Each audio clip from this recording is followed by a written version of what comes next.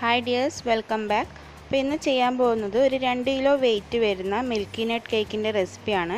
അപ്പോൾ ഈ ഒരു കേക്ക് ഉണ്ടാക്കാൻ വേണ്ടിയിട്ട് ഞാൻ 2 kg മോൾഡ് അല്ല യൂസ് ചെയ്തിട്ടുള്ളത്. 1 kg ഒരു മോൾഡിൽ 2 പ്രാവശ്യമായിട്ട് ബേക്ക് ചെയ്തെടുക്കുകയാണ് ചെയ്തിട്ടുള്ളത്. അപ്പോൾ ഇത് ബേക്ക് ചെയ്യാൻ വേണ്ടിയിട്ട് ഞാൻ ഇതേപോലെയുള്ള റെക്റ്റാങ്കിൾ ടിന്നാണ് എടുത്തിട്ടുള്ളത്. ഇതിൻ്റെ സൈസ് എന്ന് പറയുന്നത് 8x6 ആണ്. അപ്പോൾ ഇതിന് പകരം നിങ്ങൾക്ക് 7 ഇഞ്ചിൻ്റെ മോൾഡ് എടുത്താലും മതി. അതിൽ 4 മുട്ടയും 1 കപ്പ് മൈദയും വെച്ചിട്ട് 2 കേക്ക് ബേക്ക് ചെയ്തെടുത്തിട്ടുണ്ട്. ഇതിൻ്റെ റെസിപ്പി ഞാൻ കുറേ തവണ കാണിച്ചിട്ടുണ്ട്, അതുകൊണ്ടാണ് വീണ്ടും കാണിക്കാത്തത്. ഈ 2 കേക്കും ഇതേപോലെ അടുപ്പിച്ച് വെച്ചിട്ട് ജോയിൻ ചെയ്ത് നമുക്ക് ഐസിങ് ചെയ്തെടുക്കാം. പക്ഷേ എൻ്റെ കയ്യിൽ റെക്റ്റാങ്കിൾ ഷേപ്പിലുള്ള കേക്ക് ബോർഡ് ഇല്ലായിരുന്നു, അതുകൊണ്ട് ഞാനിത് ആദ്യം 3 ലെയറായിട്ട് കട്ട് ചെയ്തു. എന്നിട്ട് ഇതേപോലെ എല്ലാ സൈഡിലും കേക്ക് പീസ് ജോയിൻ ചെയ്ത് കൊടുക്കുകയാണ് ചെയ്തിട്ടുള്ളത്. ഇനി ഈ കേക്ക് വെറ്റ് ചെയ്യാൻ വേണ്ടിയിട്ട് ഒരു സിറപ്പ് ഉണ്ടാക്കിയെടുക്കണം. അതിന് വേണ്ടിയിട്ട് ഒരു പാനിലേക്ക് 1 കപ്പ് പാൽ ഒഴിച്ചിട്ടുണ്ട്. അതിലേക്ക് ഒരു 1/2 കപ്പ് കണ്ടൻസ്ഡ് മിൽക്ക് ഒഴിച്ചിട്ട് ഇതൊന്ന് മിക്സ് ചെയ്ത് ഇതൊന്ന് തിളപ്പിച്ചെടുക്കാം. അതിനുശേഷം ഇത് ചൂടാറിയിട്ട് നല്ലോണം ഫ്രിഡ്ജിൽ വെച്ച് തണുപ്പിച്ചെടുക്കണം. അപ്പോൾ ആ ഒരു വീഡിയോ എൻ്റെ കയ്യിൽ നിന്ന് മിസ്സായിട്ടുണ്ട്. അടുത്തതായിട്ട് ചോക്ലേറ്റ് ഗനാഷ് ഉണ്ടാക്കാൻ വേണ്ടിയിട്ട് ഒരു 1/4 കപ്പ് വൈറ്റ് കോമ്പൗണ്ട് എടുത്തിട്ടുണ്ട്.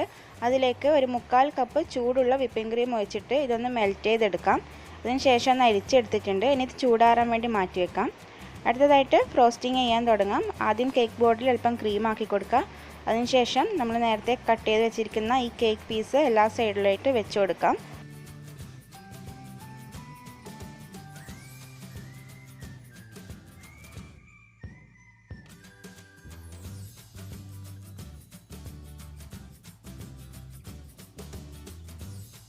ഇനി ഇത് നേരത്തെ തയ്യാറാക്കി വെച്ചിരിക്കുന്ന സിറപ്പ് വെച്ചിട്ട് മുഴുവനായിട്ട് വെറ്റ് ചെയ്തെടുക്കാം.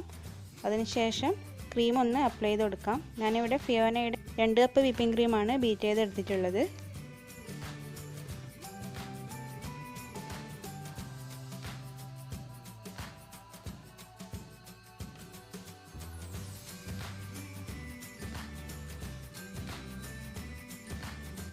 ഇനി അതിന് മുകളിലായിട്ട് 2-3 ടേബിൾ സ്പൂണ് ഗനാഷ് ഒഴിച്ചിട്ട് ഒന്ന് സ്പ്രെഡ് ചെയ്യാം.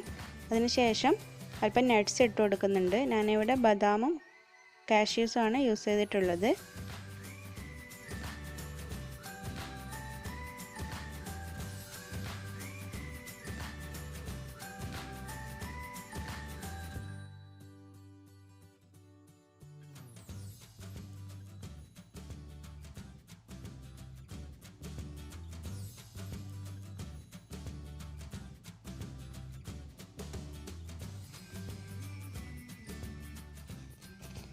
ഇനി സെക്കൻഡ് ലെയർ കേക്കും ഇതേപോലെ ചെയ്തെടുക്കാം.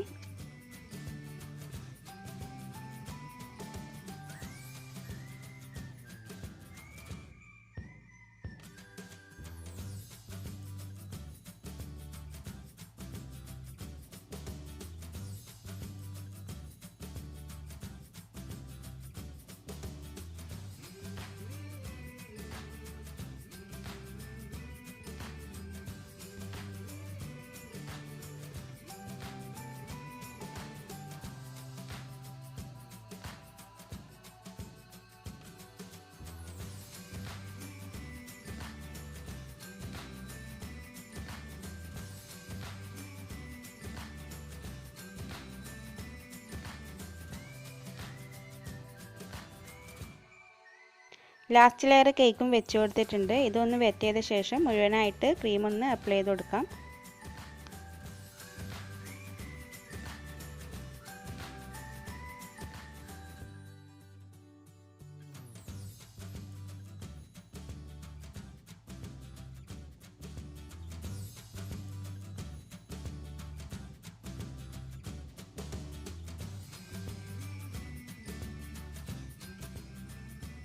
കേക്ക് ഇവിടെ മുഴുവനായിട്ട് കവർ ചെയ്തെടുത്തിട്ടുണ്ട്. ഇനി ഇതൊരു 1/2 മണിക്കൂർ ഫ്രിഡ്ജിൽ വെച്ചെടുക്കാം. അതിനുശേഷം ഗനാഷ് ഇതിന് മുകളിൽ എല്ലാ വശത്തേക്കും ഒന്ന് ഒഴിച്ചു കൊടുക്കാം.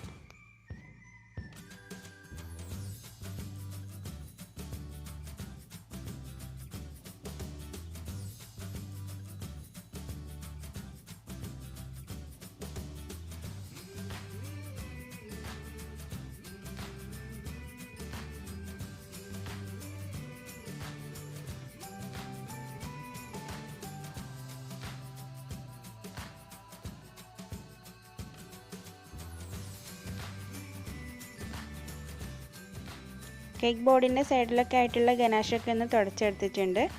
ഇനി ഇതൊരു അരമണിക്കൂർ വീണ്ടും ഫ്രിഡ്ജിൽ വെച്ചെടുക്കാം. അതിനുശേഷം ഇതിന് മുകളിലായിട്ട് അല്പം നട്ട്സ് ഇട്ട് കൊടുക്കുന്നുണ്ട്. ഡെക്കറേഷൻസൊക്കെ നിങ്ങളുടെ ഇഷ്ടം പോലെ ചെയ്തെടുക്കാം. ഒരു സൈഡിലായിട്ട് അല്പം ഫ്ലവേഴ്സും കൂടി വരച്ചു കൊടുക്കുന്നുണ്ട്.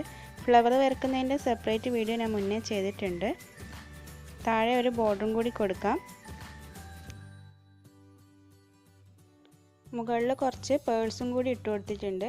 അപ്പോൾ നല്ലൊരു ടേസ്റ്റുള്ളൊരു കേക്കാണിത്. അപ്പോൾ എന്തായാലും എല്ലാവരും ട്രൈ ചെയ്ത് നോക്കണം. അപ്പോൾ ഈ വീഡിയോ നിങ്ങൾക്ക് ഇഷ്ടമായിട്ടുണ്ടെങ്കിൽ എല്ലാവരും ലൈക്ക് ചെയ്യാനും ഷെയർ ചെയ്യാനും ചാനൽ ഇതുവരെ സബ്സ്ക്രൈബ് ചെയ്യാത്തവരുണ്ടെങ്കിൽ സബ്സ്ക്രൈബ് ചെയ്യാനും മറക്കരുത്. അപ്പോൾ മറ്റൊരു ദിവസം വീണ്ടും കാണാം. Thanks for watching.